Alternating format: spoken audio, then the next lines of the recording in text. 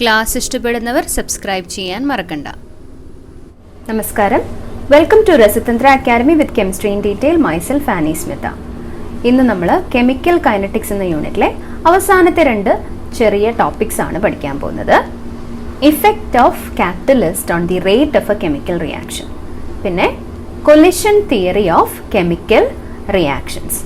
ഈ രണ്ട് ടോപ്പിക്സ് നമുക്കിന്ന് ഡിസ്കസ് ചെയ്യാം. കഴിഞ്ഞ ക്ലാസ്സിൽ അരീനിയസ് തിയറിയെ ബേസ് ചെയ്തിട്ട് ഒരു പ്രോബ്ലം ചെയ്യാമെന്ന് പറഞ്ഞിരുന്നു. പക്ഷെ അത് ഇന്ന് ചെയ്യുന്നില്ല. നമുക്ക് പ്രോബ്ലംസ് ഒരുമിച്ച് അടുത്ത വീഡിയോയിൽ പോസ്റ്റ് ചെയ്യാം. ഓക്കെ, അപ്പോൾ നമുക്ക് ഇന്ന് effect of catalyst on the rate of a chemical reaction ആദ്യം പഠിക്കാം. കാറ്റലിസ്റ്റ് ആരാന്ന് നമുക്കറിയാം അല്ലേ? കാറ്റലിസ്റ്റിന്റെ ഡെഫിനേഷൻ എന്താണ്? A substance which alters the rate of a chemical reaction without taking part in the chemical reaction. റിയാക്ഷനിൽ പങ്കെടുക്കാതെ റിയാക്ഷന്റെ റേറ്റ് ഓൾട്ടർ ചെയ്യുന്ന അല്ലെങ്കിൽ ചേഞ്ച് ചെയ്യുന്ന ആളാണ് കാറ്റലിസ്റ്റ്. എക്സാമ്പിൾസ് ഒക്കെ നമുക്കറിയാം. ഹേബേഴ്സ് പ്രോസസ്, അമോണിയയുടെ ഫോർമേഷനിൽ അയൺ ആണ് കാറ്റലിസ്റ്റ്, നിങ്ങൾക്കറിയാം. അതുപോലെ ഒരുപാട് എക്സാമ്പിൾസ് നമുക്കറിയാം അല്ലേ? സാധാരണഗതിയിൽ ഒരു കെമിക്കൽ റിയാക്ഷൻ നടക്കണമെങ്കിൽ റിയാക്ഷന് ഒരു ആക്ടിവേഷൻ എനർജി വേണം. Reactant molecules activation energy gain ചെയ്തിട്ടാണ് പ്രോഡക്ട്സ് ഫോം ചെയ്യുന്നത്. ഇപ്പൊ കാറ്റലിസ്റ്റ് എന്താണ് ഈ റിയാക്ഷൻ റേറ്റ് കൂട്ടാൻ വേണ്ടിയിട്ട് ചെയ്യുന്നതെന്നാണ് നമ്മളിപ്പോൾ നോക്കാൻ പോകുന്നത്. ഇപ്പൊ ഏതൊരു കെമിക്കൽ റിയാക്ഷനും ആക്ടിവേഷൻ എനർജി വേണം. ഇപ്പൊ നമ്മുടെ അറ്റ്മോസ്ഫിയറിൽ ഹൈഡ്രജൻ ഉണ്ട്, ഓക്സിജൻ ഉണ്ട്. ഓക്സിജൻ ഏകദേശം 21% ഉണ്ട്. ഹൈഡ്രജൻ 0.00005% ഉള്ളൂ. എന്നാലും ഈ ഹൈഡ്രജനും ഓക്സിജനും ചേർന്ന് വാട്ടറായി മാറുന്നില്ല എപ്പോഴും അല്ലേ? ഈ പെർസെൻറ്റേജ്, ഇപ്പോൾ ടീച്ചർ പറഞ്ഞ പെർസെൻറ്റേജ് ഏകദേശം കോൺസ്റ്റന്റ് ആയിട്ട് മെയിൻറ്റെയിൻ ചെയ്ത് പോകുന്നുണ്ട്. വളരെ മൈന്യൂട്ട് ആയിട്ടുള്ള ചേഞ്ചസ് മാത്രമേ ഈ പെർസെൻറ്റേജിൽ വരാറുള്ളൂ. അപ്പം എന്തുകൊണ്ടായിരിക്കാം ഇവരെപ്പോഴും റിയാക്ട് ചെയ്ത് വാട്ടറായിട്ട് മാറാത്തത്? കാരണം ഇതാണ്, ആക്ടിവേഷൻ എനർജി. ഈ റിയാക്ഷന് ആവശ്യമുള്ള ആക്ടിവേഷൻ എനർജി വളരെ കൂടുതലാണ്. ഇപ്പോൾ കാറ്റലിറ്റിക് തിയറി വെച്ച് നമ്മൾ പറയുകയാണെങ്കിൽ കാറ്റലിസ്റ്റ് എങ്ങനെ ഒരു കെമിക്കൽ റിയാക്ഷന്റെ റേറ്റ് മാറ്റുന്നു എന്നുള്ളത് intermediate complex theory of catalysis ഉപയോഗിച്ചിട്ടാണ് എക്സ്പ്ലെയിൻ ചെയ്യുന്നത്. കാറ്റലിസ്റ്റും റിയാക്ടന്റ് മോളിക്യൂൾസും ചേർന്നിട്ട് ഒരു ആക്ടിവേറ്റഡ് കോംപ്ലക്സ് ഫോം ചെയ്യും, അല്ലെങ്കിൽ ഒരു ഇന്റർമീഡിയറ്റ് കോംപ്ലക്സ് ഫോം ചെയ്യും. ആ ഇന്റർമീഡിയറ്റ് കോംപ്ലക്സ് ബ്രേക്ക് ചെയ്തിട്ടാണ് പ്രോഡക്ട്സ് ഫോം ചെയ്യുന്നത്. കാറ്റലിസ്റ്റിന്റെ ആബ്സെൻസിലും ആക്ടിവേറ്റഡ് കോംപ്ലക്സ് ഫോം ചെയ്യും, പക്ഷെ അവിടെ കാറ്റലിസ്റ്റ് അതിനകത്ത് ഉൾപ്പെട്ടിട്ടുണ്ടാവില്ല. ഇപ്പൊ കാറ്റലിസ്റ്റ് ഈ ആക്ടിവേറ്റഡ് കോംപ്ലക്സ് ആയിട്ട് മാറാൻ സഹായിക്കുമ്പോൾ എന്താണ് സംഭവിക്കുന്നതെന്ന് വെച്ച് കഴിഞ്ഞാൽ ആക്ടിവേഷൻ എനർജി, ഈ റിയാക്ഷൻ ആവശ്യമുള്ള ആക്ടിവേഷൻ എനർജി കുറച്ചു മതി, കുറവേ ആവശ്യമുള്ളൂ കാറ്റലിസ്റ്റിന്റെ പ്രസൻസിൽ ആക്ടിവേറ്റഡ് കോംപ്ലക്സ് ഫോം ചെയ്യാനായിട്ട്. നമ്മുടെ അരീനിയസ് ഇക്വേഷൻ വെച്ച് നോക്കിക്കഴിഞ്ഞ് കഴിഞ്ഞാൽ ഒരു കാര്യം മനസ്സിലാവും. ആക്ടിവേഷൻ എനർജി കുറവുള്ള റിയാക്ഷന്റെ റേറ്റ് കൂടുതലാണ്. അപ്പൊ ആക്ടിവേഷൻ എനർജി കുറച്ചു കഴിഞ്ഞാൽ റിയാക്ഷന്റെ റേറ്റ് നമുക്ക് കൂട്ടാൻ പറ്റും. അപ്പോൾ കാറ്റലിസ്റ്റ് എന്താണ് ചെയ്യുന്നത്? ആക്ടിവേഷൻ എനർജി കുറയ്ക്കുകയാണ് ചെയ്യുന്നത്. എങ്ങനെയാണെന്ന് നമുക്ക് നോക്കാം. റിയാക്ഷന്റെ പ്രോഗ്രസ് ആണ് എക്സ് ആക്സിസിൽ, എനർജി ആണ് വൈ ആക്സിസിൽ. നമ്മൾ ഇന്നലെ തന്നെ കണ്ട ഗ്രാഫാണ്. റിയാക്ടൻസ് പ്രോഡക്ട്സ് ആയിട്ട് മാറുന്ന രണ്ട് ഡയറക്ഷൻസ് ആണ് നമ്മൾ ഇതിനകത്ത് കാണിച്ചിരിക്കുന്നത്. ബ്ലാക്ക് കൊണ്ട് റെപ്രസെന്റ് ചെയ്തിരിക്കുന്നത് reaction without catalyst, pathway of reaction without catalyst. അപ്പൊ ഈ ഭാഗം കണ്ടോ, ഇവിടെയാണ് ഈ ആക്ടിവേറ്റഡ് കോംപ്ലക്സ് ഫോം ചെയ്യുന്നത്. ആക്ടിവേറ്റഡ് കോംപ്ലക്സ് ബ്രേക്ക് ചെയ്താണ് പ്രോഡക്ട്സ് ഉണ്ടാവുന്നത്. ഇപ്പൊ ഈ റിയാക്ടൻസ് കാറ്റലിസ്റ്റിന്റെ പ്രസൻസിലാണ് റിയാക്ട് ചെയ്യുന്നതെങ്കിൽ നോക്കൂ, ഇവിടെ ആണ് ആക്ടിവേറ്റഡ് കോംപ്ലക്സ് ഫോം ചെയ്യുക. Activation energy required in the presence of catalyst is reduced അല്ലേ? കാറ്റലിസ്റ്റിന് കാറ്റലിസ്റ്റ് ഇല്ലാത്ത അവസ്ഥയിലുള്ള ആക്ടിവേഷൻ എനർജിയേക്കാൾ കുറച്ച് ആക്ടിവേഷൻ എനർജി മതി കാറ്റലിസ്റ്റിന്റെ പ്രസൻസിൽ ഈ റിയാക്ഷൻ നടക്കാൻ വേണ്ടിയിട്ട്. ഇപ്പൊ ആക്ടിവേഷൻ എനർജി കുറയുമ്പോൾ റിയാക്ഷൻ റേറ്റ് ഇൻക്രീസ് ചെയ്യും. അപ്പൊ ഇതാണ് ഒരു കാറ്റലിസ്റ്റ് ചെയ്യുന്നത്.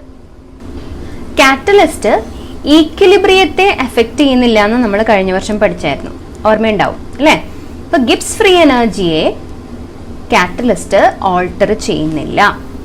എന്ത് മാത്രമാണ് ചെയ്യുന്നത്? ഈക്വിലിബ്രിയം അറ്റൈൻ ചെയ്യാൻ എത്തുന്ന സമയം, ഈക്വിലിബ്രിയം അറ്റൈൻ ചെയ്യാനായിട്ട് വേണ്ടുന്ന സമയം കുറയ്ക്കുകയാണ് ചെയ്യുന്നതെന്ന് കഴിഞ്ഞ വർഷം പറഞ്ഞു. അപ്പൊ ഇവിടെ അത് എങ്ങനെയാണ് കുറയ്ക്കുന്നതെന്ന് നമ്മൾ പറഞ്ഞു. എങ്ങനെയാണ് കുറയ്ക്കുന്നത്? ആക്ടിവേഷൻ എനർജി റെഡ്യൂസ് ചെയ്തിട്ടാണ് ഈ റേറ്റ് ഇൻക്രീസ് ചെയ്യുന്നത്. മനസ്സിലായോ? അപ്പൊ വേറെ കൺഫ്യൂഷൻ ഒന്നും വേണ്ട. Catalyst alters the rate of a chemical reaction by decreasing the activation energy required for the chemical reaction. Graph ശ്രദ്ധിക്കാം. ഇനി എൻഡോതെർമിക് റിയാക്ഷന്റെയും എക്സോതെർമിക് റിയാക്ഷന്റെയും ഒരു ഗ്രാഫ് ഉണ്ട്, കാണിച്ചു തരാം. Endothermic reaction, exothermic reaction, activation എനർജിയൊക്കെ നിങ്ങൾക്ക് കാണാം. ഇവിടെ കാറ്റലിസ്റ്റിനെ കാണിച്ചിട്ടില്ല. എൻഡോതെർമിക് റിയാക്ഷനിൽ പ്രോഡക്ട്സിന്റെ പൊസിഷൻ, എക്സോതെർമിക് റിയാക്ഷനിൽ പ്രോഡക്ട്സിന്റെ പൊസിഷൻ, അതാണ് നിങ്ങൾ ശ്രദ്ധിക്കേണ്ടത്. നോക്കൂ,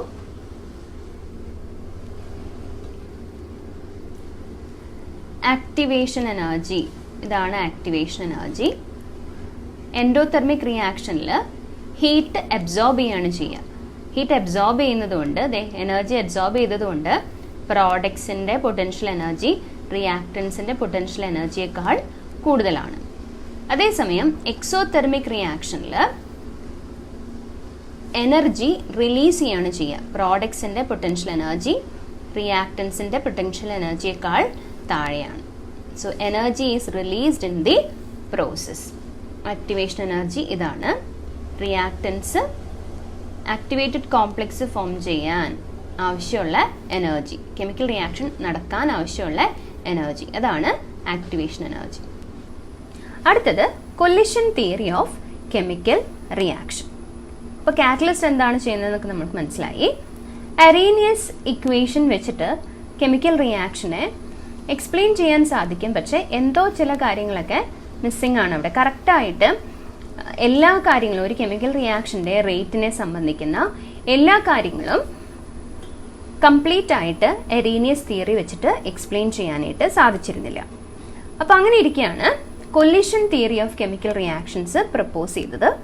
max Trautz and Lewis, William Lewis, ഇങ്ങനെ രണ്ട് വ്യക്തികളാണ് collision theory of chemical reactions propose ചെയ്തത്. അപ്പോൾ ഇവർ പ്രപ്പോസ് ചെയ്തത് എന്താണെന്ന് വെച്ച് കഴിഞ്ഞാൽ, കെമിക്കൽ റിയാക്ഷൻസ് നടക്കണമെങ്കിൽ റിയാക്ടന്റ് മോളിക്യൂൾസിനെ ഹാർഡ് സ്ഫിയേഴ്സ് ആയിട്ട് കൺസിഡർ ചെയ്യണം. ഹാർഡ് സ്ഫിയേഴ്സ് ആണ് കെമിക്കൽ റിയാക്ടന്റ് മോളിക്യൂൾസ്. എന്നിട്ട് ഈ ഹാർഡ് സ്ഫിയേഴ്സ് തമ്മിൽ കൊളൈഡ് ചെയ്യണം. ഇഫക്റ്റീവായിട്ട് കൊളൈഡ് ചെയ്യുമ്പോഴാണ് എന്ത് നടക്കുന്നത്? കെമിക്കൽ റിയാക്ഷൻ നടക്കുന്നതെന്നാണ് ഇവരുടെ പ്രപ്പോസൽ. കൊലിഷൻ തിയറി പ്രകാരം rate is equal to Z into e raised to minus EA by RT. ഇതാണ് അറീനിയസ് ഇക്വേഷന്റെ മോഡിഫൈഡ് ഫോം. ഇവിടെ അറീനിയസ് ഫാക്ടർ എക്ക് പകരം Z എന്ന ഫാക്ടർ ഇൻട്രൊഡ്യൂസ് ചെയ്തേക്കാണ്. Z means collision frequency. Collision frequency, which is defined as the number of collisions per second per unit volume of the reaction mixture. ഇപ്പോൾ എയും ബിയും reactant molecules ആണെങ്കിൽ ഈ റിയാക്ഷൻ മിക്സറിന്റെ യൂണിറ്റ് വോള്യത്തിൽ ഒരു സെക്കൻഡിൽ എത്ര കൊലിഷൻസ് എയും ബിയും തമ്മിൽ നടക്കുന്നു, അതാണ് Z എന്ന ഫാക്ടർ കൊണ്ട് ഉദ്ദേശിക്കുന്നത്. ഇനി മറ്റൊരു കാര്യം, effective കൊലിഷൻസ്. Collisions in which molecules collide with sufficient kinetic energy and proper orientation so as to facilitate breaking of bonds between reacting species and formation of new bonds to form products are called effective collisions. Effective collisions എന്ന് പറഞ്ഞാൽ പ്രോഡക്റ്റിൽ result ചെയ്യുന്ന കൊലിഷൻസ് ആണ് effective കൊലിഷൻസ്. ഇപ്പം 2 molecules തമ്മിൽ collide ചെയ്തു എന്ന് വെച്ചിട്ട് product form ചെയ്യണമെന്ന് നിർബന്ധമില്ല. പ്രോഡക്റ്റ് ഫോം ചെയ്യണമെങ്കിൽ കൊലിഷൻസ് ഇഫക്റ്റീവ് ആകണം. ഇഫക്റ്റീവ് ആവുന്നത് എപ്പോഴാണ്? ഈ 2 റിയാക്ടന്റ് മോളിക്യൂൾസിനും സഫിഷ്യന്റ് കൈനറ്റിക് എനർജിയും ഉണ്ടാവണം, പ്രോപ്പർ ഓറിയന്റേഷനും ഉണ്ടാവണം. ഈ സഫിഷ്യന്റ് കൈനറ്റിക് എനർജി എന്തിനു വേണ്ടിയിട്ടാണ് ഉണ്ടാവുന്നത്? റിയാക്ടന്റ് മോളിക്യൂൾസിന്റെ ഇടയിലുള്ള ബോണ്ട്സ് ബ്രേക്ക് ചെയ്യണം, പഴയ ബോണ്ടുകൾ ബ്രേക്ക് ചെയ്യണം, പ്രോഡക്ട്സിൽ പുതിയ ബോണ്ട്സ് ഫോം ചെയ്യുകയും വേണം. ഈ ചിത്രം ശ്രദ്ധിക്കുക. കാർബൺ മോണോക്സൈഡ് ഓക്സിജനും തമ്മിലുള്ള കെമിക്കൽ റിയാക്ഷൻ ആണ് കാണിച്ചിരിക്കുന്നത്. അതിൽ ആ ഡോട്ടഡ് ലൈൻസിന് മുകളിലുള്ള ഭാഗം ശ്രദ്ധിക്കുക.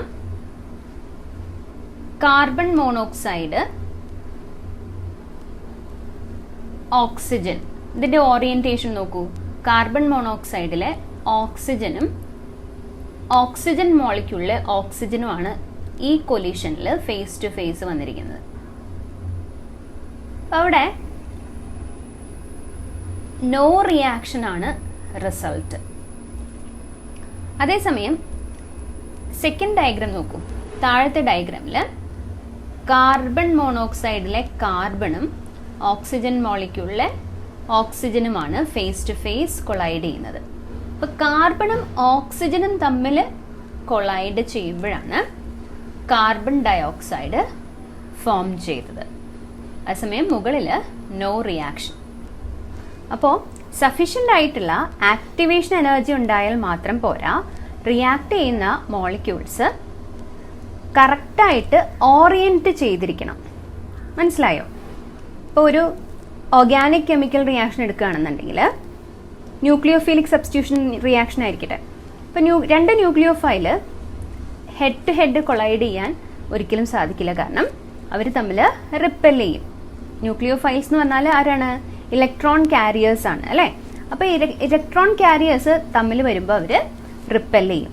അപ്പോൾ കെമിക്കൽ റിയാക്ഷൻ നടക്കുന്നെങ്കിൽ ഈ ന്യൂക്ലിയോഫിലിക് അറ്റാക്ക് ബാക്ക് സൈഡിൽ നിന്ന് ആയിരിക്കണം. അപ്പോൾ ഇതിൻ്റെ മെക്കാനിസം നമ്മൾ ഓർഗാനിക് കെമിസ്ട്രിയിൽ പഠിക്കുന്നതായിരിക്കും. അപ്പോൾ ഇത്രയാണ് പറയാൻ ഉദ്ദേശിച്ചത്. പ്രോപ്പർ ഓറിയന്റേഷനും കൂടെ ഉണ്ടെങ്കിലാണ് ഇഫക്റ്റീവ് കൊലിഷൻസ് നടക്കുക. Effective collisions means collisions which lead to products. മനസ്സിലായില്ലേ? അപ്പോൾ ഈ പ്രോപ്പർ ഓറിയന്റേഷനെ റെപ്രസെന്റ് ചെയ്യാൻ വേണ്ടിയിട്ട് ഒരു ക്യാരക്ടറും കൂടെ നമ്മുടെ റേറ്റ് എക്സ്പ്രഷനിൽ വേണം. അപ്പോൾ അതിന് പറയുന്ന പേരാണ് steric factor or probability factor. അപ്പോൾ നമ്മുടെ പുതിയ കൊലിഷൻ തിയറി അനുസരിച്ചിട്ടുള്ള റേറ്റിന്റെ എക്സ്പ്രഷൻ ഇതാണ്. Rate is equal to PZAB into e raised to minus EA by RT.